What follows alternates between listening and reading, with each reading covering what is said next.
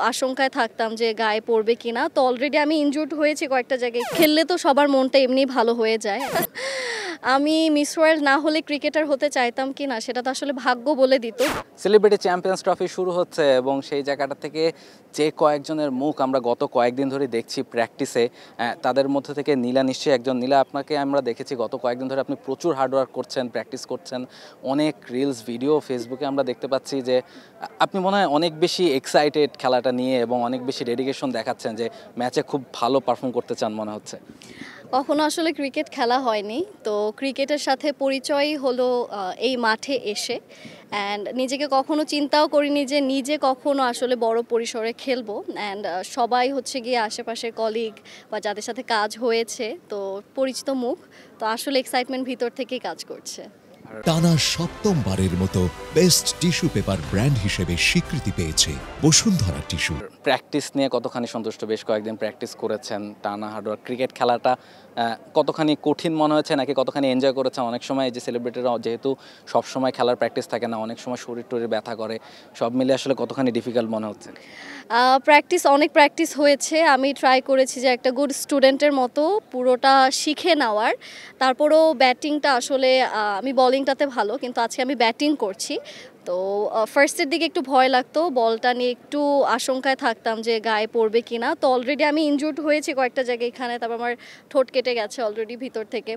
তো তারপরও আজকে এতদিন এত প্র্যাকটিস করার পর আজকে এক্সপেকটেশনস এটাই যে যাতে আমাদের টিমটা চ্যাম্পিয়ন হয়ে আসলে যায়।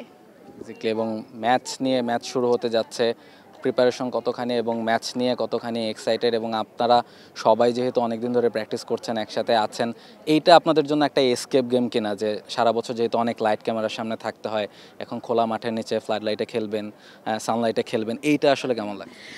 আসলে খেললে তো সবার মনটা এমনিই ভালো হয়ে যায়। অ্যান্ড সেক্ষেত্রে দেখা যাচ্ছে সব পরিচিত মানুষের সাথে খেলা। আমরা প্রত্যেকদিন আসলে কাজের ব্যস্ততা অনেক বেশি থাকে, শ্যুট থাকে, না হলে কোনো না কোনো কাজ থাকে। তো সেই কাজের ফাঁকে যে সবাই এসে একই মাঠে একই টাইমে এসে জড়ো হচ্ছে, প্র্যাকটিস করছে, সবার সাথে অনেক গল্প করা হচ্ছে, তো এই জিনিসগুলো আসলে মিস করব। যদি খেলাটা কখনো শেষ হয়ে যায় তখন মিস করবো এই জিনিসগুলো। আর সবাই অনেক বেশি এক্সাইটেড বিকজ আমাদের ট্রফিটা দেখার পর আমরা হার্ডওয়ার্কটা আরও বেশি বাড়িয়ে দিয়েছি। শুরুতে সবাই হচ্ছে গিয়ে দুষ্টুমি ফাজলামে অনেক করতেছিল, কিন্তু এখন অ্যাকচুয়ালি সিরিয়াসলি সবাই খেলছে। অ্যান্ড আমি চেষ্টা করব যে আমার টিমের হয়ে ভালো কিছু করার। কালকে খুব বেশি একটা রান করতে পারিনি, আজকে চেষ্টা করব যে স্ট্যাম্পটাকে ঠিক মতো রাখার। এবং আমার কলিগ আমাকে একটা প্রশ্ন শিখিয়ে দিয়েছেন যে আপনি যদি মিস ওয়ার্ল্ড না হতেন তাহলে কি ক্রিকেটার হতে চাইতেন কিনা?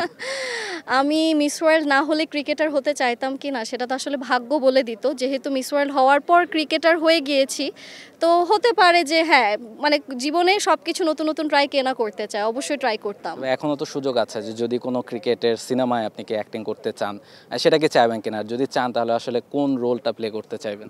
আমাদের তো আসলে সব থেকে পরিচিত মুখগুলো হচ্ছে ছেলেদের।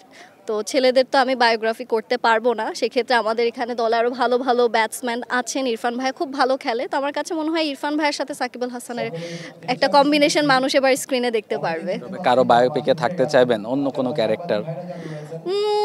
বায়োপিকে আসলে সেটা নিয়ে চিন্তা করিনি। আপাতত হচ্ছে গিয়ে খেলা নিয়েই মেইন ফোকাসটা, তো ওইটাতেই অগ্রসর হচ্ছি। Thank you so much. Thank you.